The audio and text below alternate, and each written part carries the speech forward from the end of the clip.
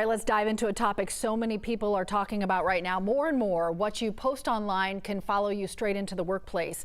Employers aren't just checking resumes anymore. They are scrolling through your social media feeds. And as we've seen in recent days and weeks, those posts are sometimes costing people job offers or even their current positions. A Career Builder survey found 7 in 10 employers use social media or online searches to screen job candidates.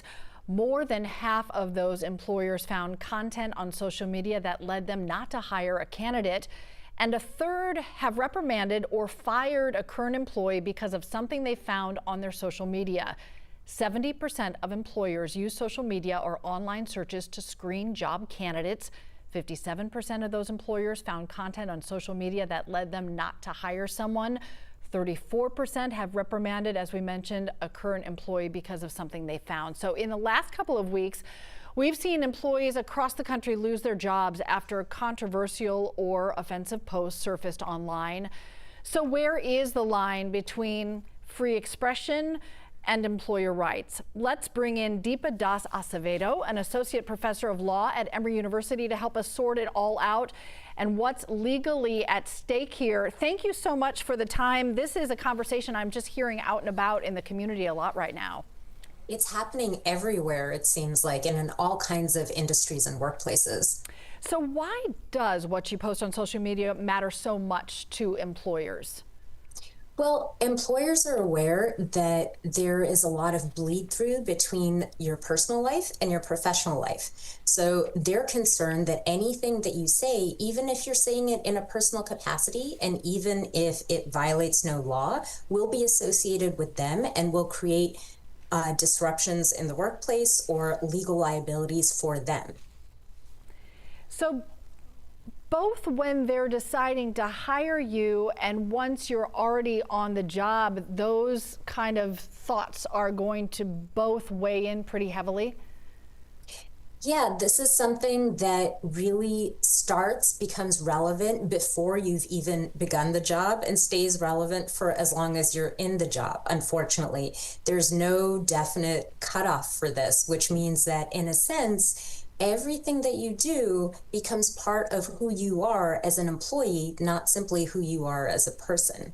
I overheard a conversation at the grocery store that was so interesting. Someone was talking about this in the checkout line, and they were saying, I wonder if we're going to start seeing lawsuits that people file who were fired, saying that, you know, they have the legal right to express their feelings. What legal protections, if any, do employees have when it comes to their personal social media accounts, especially in the private sector?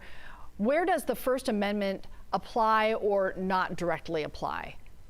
Well, so the easy answer to that is that the First Amendment does not apply against private sector employers. The First Amendment is a limit on governmental authority to regulate and limit speech. It is not a limit on private workplace employers. So essentially, private employers have the right to fire people for most reasons related to their speech. Not everything, but this is what we call the at-will rule of employment, which means that an employer can fire you at will for good reason, bad reason, or no reason at all. And that includes things that you might say on your social media. At will, an important clause to know. So from a legal standpoint, how much do employers have room to discipline or terminate over those kinds of comments? In many states, in many industries, private sector employers are virtually unfettered in the disciplinary or termination actions they can take against employees for comments that are made in the employee's personal capacities that break no law, if the employer finds it displeasing, embarrassing, or disruptive. It's really quite a wide-ranging power.